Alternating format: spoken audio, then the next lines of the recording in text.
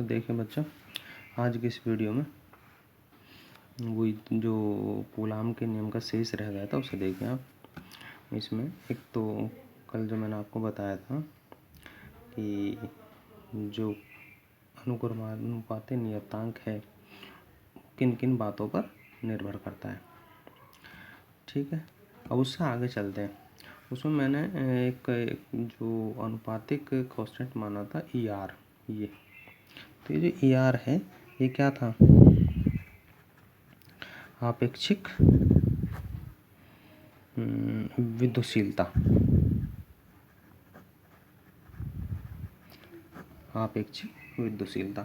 तो इसमें एक बात याद रखोगे, ये विकल्प में अधिकतर पूछा जाता है आपका क्वेश्चन कि जो आप ये है ER, इसका मान हमेशा या तो 1 के बराबर होगा या 1 से बड़ा होगा, 1 से छोटा इसका मान नहीं होगा। तो इसमें भी एक बात और बता दूँ मैं आपको कि जो निर्वात है, निर्वात के लिए 1 होता है, बाकी सबकी जो वैल्यू हैं सब पदार्थों के लिए ER का जो मान है वो 1 से अधिक ही होता है। जैसे मैंने कुछ पदार्थों के ER मान यहाँ नीचे लिखे हुए हैं, इन्हें याद कर लीजिएगा। जैसे वायु का 1.0000536 और निर्वात का देखिए 1.00। तो निर्वात का तो 1 होता है, वायु का देखो, वायु में और निर्वात में थोड़ा बहुत अंतर है, तो इसलिए हम वायु निर्वात के लिए हमें अधिकतर 1 मान लेते हैं। आगे बात समझ में। तो यदि आपसे यहाँ से ये पूछेगा कि सबसे कम परावर्तनांक किसका होता है, तो आप बता सकते हो निर्वात का होता है सबसे कम। और एक बात और, एक ये पूछा जाता है आपसे धातु कि धातु का परावर्तनांक कितना होता है, ये होता है अनंत। अनंत में इसकी कोई भी सीमा नहीं है। तो अब आप इसमें देखो, इनकी वैल्यू सबकी याद कर लीजिए। पानी है, पानी का 80 होता है। अंबर एक पदार्थ होता है, उसका 2.8। तो इन सबको याद कर लीजिए। इनका मतलब मैंने आपको बताया था कि जैसे आपको 2 आवेश हैं, ये Q1 और Q2, इनके बीच में कूलाम के अनुसार बल लगेगा F बराबर 1/4πε0 और Q1 Q2 अपॉन R²।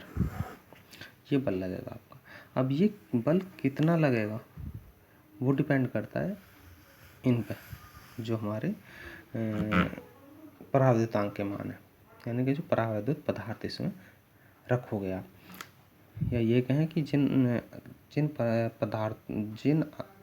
पदार्थों में इन आवेशों को आप रखोगे, तो वो माध्यम जो है वो डिपेंड करेगा कि इन आवेशों के बीच कितना बल लगा हुआ है।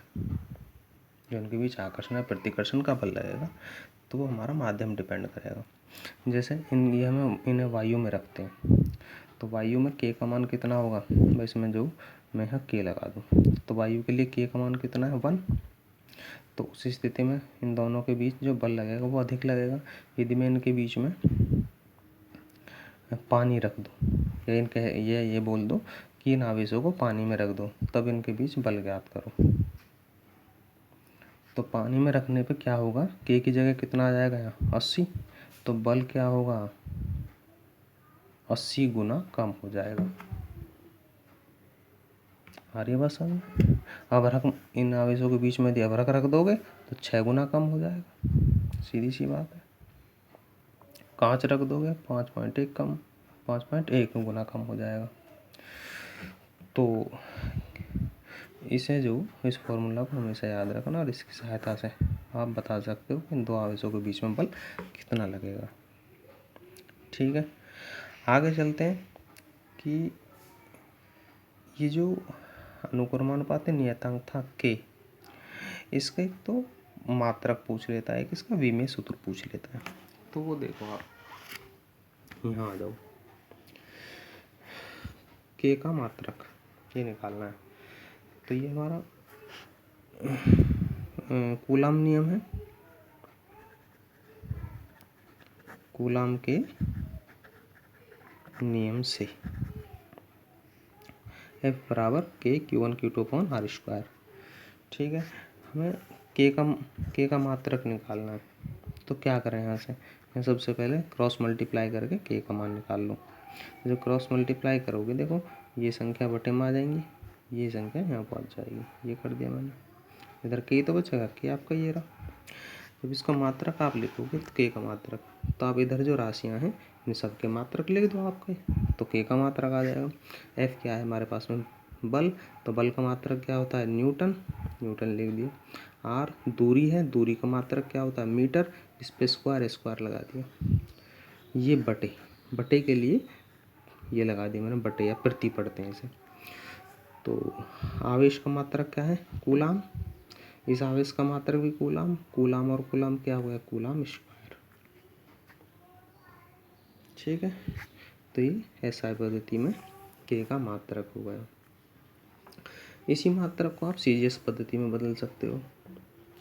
जैसे इसमें जो बल का मात्रक CGS पद्धति में क्या होता है, डाइन लिख दिया, और दूरी का मात्रक होता है सेंटीमीटर स्क्वायर, और कूलाम आवेश का मात्रक है CGS पद्धति में स्टेट कूलाम, तो कूलाम की जगह स्टेट कूलाम स्क्वायर है तो स्क्वायर आ जाएगा।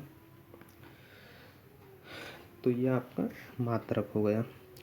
नेक्स्ट आपका है K का विमीय सूत्र। तो K का विमीय सूत्र निकालने के लिए फिर वही ले लो उसकी K की वैल्यू, जो K की वैल्यू ऊपर निकाली थी इसे, इसके अनुसार देखो ये लिखिए। तो K की विमा निकालोगे, बल की विमा रखो, R की रखो, Q की रखो, Q की रखो, सरल कर दो आंसर आ जाएगा। तो देखो बल की विमा क्या होती है, MLT-2 ये रख दी, L स्क्वायर लगा दिया, आवेश की AT होती है, इस आवेश की AT होती है, मैंने देखो सरल करके आपका विमीय सूत्र ये K का विमीय सूत्र। ठीक है, आगे चलिए।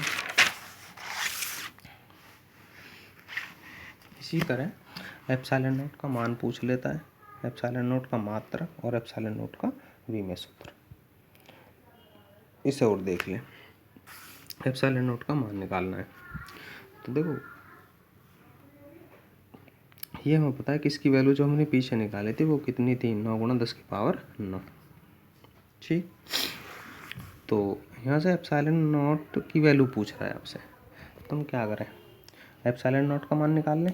तो एप्सिलॉन नॉट का मान निकालोगे जब तुम, तो ये यहाँ चला जाएगा और ये यहाँ आ जाएगा, तो एप्सिलॉन नॉट हमारे पास में रहा, इसे हम इसके बटे में लेंगे, तो आपका ये आ गया। यहाँ से आप देखोगे इन्हें सरल कर लो केवल, तो सरल कर क्या करेंगे कि 4 पाई 22/7 ये रख दिया, गुणा 9 × 10⁹ तो आप इसे सरल कर ले, 7 ऊपर चला जाएगा, ऊपर ले जाओ, तो ये 7 की मल्टीप्लाई यहाँ करके ले जाओगे, बाकी आपको इसे सरल करके आपका ये आ जाए। तो ये एप्सिलॉन नॉट का जो मान है वो 8.85 × 10⁻12 कूलाम स्क्वायर प्रति newton metre square. Epsilon naught का मात्रक, ये जो मात्रक है इसे ज्ञात कर, फिर वही तरीका एप्सिलॉन नॉट में कूलाम का नियम ये होता है, कूलाम के नियम से एप्सिलॉन नॉट का मान निकाल लो। जब एप्सिलॉन नॉट का मान निकालोगे तो ये आपका यहाँ आ जाएगा, इसे आप यहाँ ले लो, ये कर लिया, इनके मात्रक लिख दो, 1/4 पाई, ये कांस्टेंट संख्या, इसका कोई भी मात्रक नहीं होता।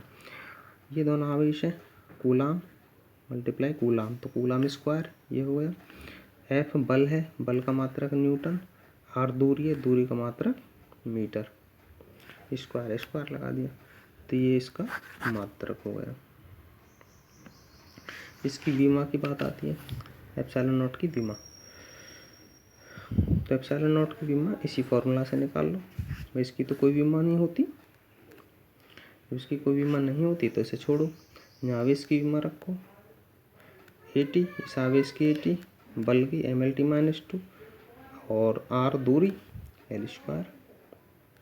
ठीक है, इसे सरल कर दोगे तो आप इसकी विमा आ जाएगी। इसमें थोड़ा सा और देखिए, इसमें है आपका पराविद्युतांक, मैंने आपको ये बताया था पराविद्युतांक ER या आपेक्षिक विद्युतशीलता, या आपेक्षिक